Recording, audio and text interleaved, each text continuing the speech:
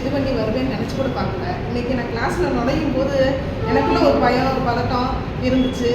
வந்து இந்த பூஜை பண்ண அந்த முருக பெருமானே நீ செய்ய, உனக்கு நான் துணையாக இருக்கேன் அப்படின்ற மாதிரி ஒரு ஆள் பார்க்க. அதோட என்னுடைய குலதெய்வம் என்னோட சேர்ந்து இருந்து பதில் சொல்லிச்சு.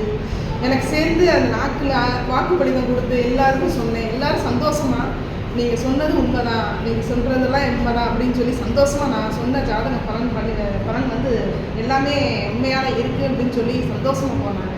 எனக்கு வந்து பக்கபலமாக ஜோதி மேம் வந்து எனக்கு தெரியாத கூட அவங்களும் எனக்கு சொல்லிக் கொடுத்து அவங்களுடைய ஆசீர்வாதம் இல்லைன்னா இன்றைக்கி நான் எதுவும் முடியாது. அதே தெய்வம் என் குலதெய்வம் பக்கத்தில் உட்காந்து எனக்கு சொல்லிக் கொடுத்த மாதிரி அவ்வளோ ஒரு எனர்ஜி எனக்கு அவங்க பக்கத்தில் ஒரு பூஸ்டராக இருந்தாங்க. எனக்கே அவ்வளோ சந்தோஷமாக இருந்துச்சு. என்னுடைய குருநாதர் மீனான் பட்டாச்சாரியார் ஐயாவுக்கும் நன்றியை தெரிவிக்கிறேன். என்னுடைய கமலன் ஐயாவுக்கும் நன்றியை தெரிவிக்கிறேன். திருவிளையாடல் சிவாஜி கணேசன் மாதிரி ஐயா, நான் நாகேஷ் மாதிரி ரொம்ப நாளாகவே சொல்லிட்டு இருக்காங்க இலவச ஜோதிடம் அவங்க நடக்க போகுது அப்படின்னு. அப்போதுலேருந்தே பழக்கிட்டே இருக்கும் பக்கத்தில், என்ன நம்ம சொல்ல முடியுமா, நம்மளால சொல்ல முடியுமா அப்படின்னு. உள்ளே வரும்போது ஏதோ எக்ஸாமுக்கு படிக்கிற மாதிரி லேப்டாப் மொபைலில் வச்சு பார்த்துக்கிட்டே வர்றாங்க. ஒவ்வொரு எங்கே என்னென்ன இருக்குது அப்படின்னு பார்த்துட்டே இருக்கோம்.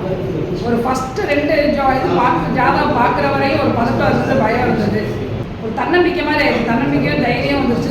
பேசவும் முடியும், நம்மளால் சொல்ல முடியும். இனிமேல் டைம் இல்லை, ஒவ்வொரு தொண்டையெல்லாம் காய ஆரம்பிச்சிச்சு. அதனால 12 பாட்டு சந்திரகலாவை தோக்கடிச்சு நான் செல்ஃப் கான்ஃபிடன்ஸ் மாதிரி வந்துச்சு எல்லாருக்குமே. எனக்குன்னு இல்லை, எல்லாருக்குமே நம்மளால் பண்ண முடியும் அப்படின்ற ஒரு தைரியம் கிடச்சிச்சு. ஐயாவுக்கு நன்றி, மீனா ஐயாவுக்கு ரொம்ப நன்றி. இது வரைக்கும் எந்த ஜோதிட முகாம்லையும் பங்கேற்றதில்லை. இதோட அனுபவமே எனக்கு இல்லை. நான் முயற்சி பண்ணுறேன், நான் போய் பார்க்குறேன் அப்படின்னு சொல்லிட்டு வந்தேன்.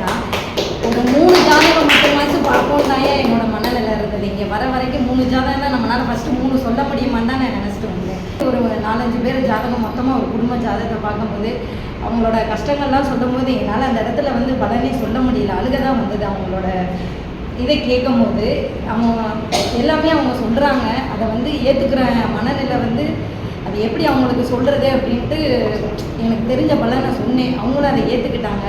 பதட்டமாக இருந்ததுங்க ஒரு 2-3 ஜாதகம் சொல்லும் போது. அதுக்கப்புறம் சொல்லும் போது கொஞ்சம் நம்பிக்கை வந்துருச்சு. சொல்லிட்டேன், கொஞ்சம் தைரியமாக சொல்லிட்டேங்க. ரொம்ப நன்றி.